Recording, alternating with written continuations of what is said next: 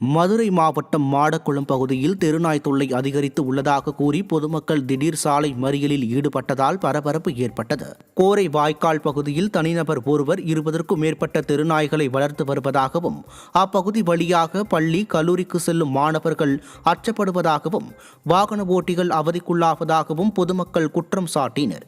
திறனற்ற திமுக அரசின் நகராட்சி நிர்வாகம் தெருநாய் தொல்லைக்கு தீர்வு காண வேண்டும் என மக்கள் கோரிக்கை வைத்தனர்.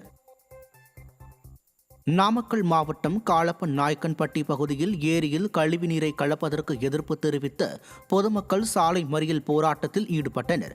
காளப்பன் நாயக்கன்பட்டியில் இருந்து வெளியேறும் கழிவுநீரை குழாய் மூலம் துத்திக்குளம் ஏரியில் கலந்து விடுவதற்கான பணிகள் நடைபெற்று வருகிறது.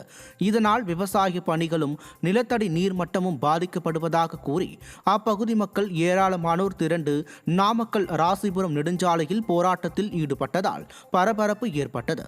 விடியா திமுக ஆட்சியில் மக்கள் நலன் தொடர்ந்து புறக்கணிக்கப்படுவதாக குற்றச்சாட்டு எழுந்துள்ளது.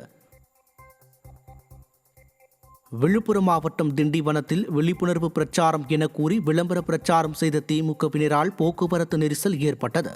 இந்தி திணிப்பை எதிர்ப்போம் என கூறி விளம்பரம் தேடும் நோக்கத்தோடு துண்டு பிரசுரங்கள் வழங்குவதாக 100 அடி கூட நடக்காமல் பெயரளவில் நடுச்சாலையில் நின்று போஸ்ட் கொடுத்துவிட்டு நேர்வீதி அருகே துண்டு பிரசுரங்களை வழங்கியதால் அப்பகுதியில் கடும் போக்குவரத்து பாதிப்பு ஏற்பட்டது.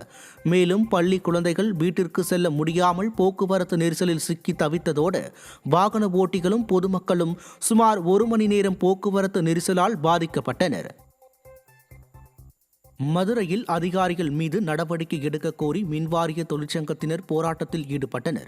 மதுரை தெற்கு கோட்ட செயற்பொறியாளர் பாஸ்கர பாண்டியன், உதவி நிர்வாக அலுவலர் ராமச்சந்திரன் ஆகியோர் அனைவரையும் ஒருமையில் பேசுவதாக கூறப்படுகிறது.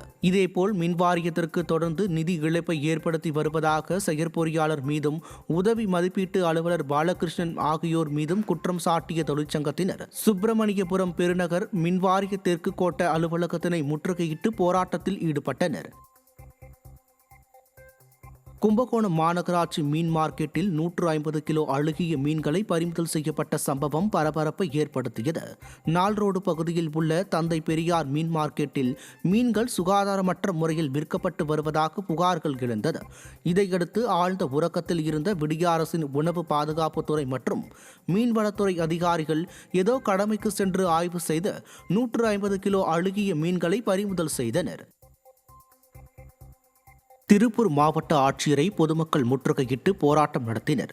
தாராபுரம் அருகே உள்ள கவுண்டச்சிபுதூர், நஞ்சியம்பாளையம் ஆகிய கிராம மக்கள் தங்கள் கிராமங்களை நகராட்சியுடன் இணைக்கக்கூடாது என வலியுறுத்தி ஏற்கனவே மாவட்ட ஆட்சியரிடம் மனு அளித்தனர்.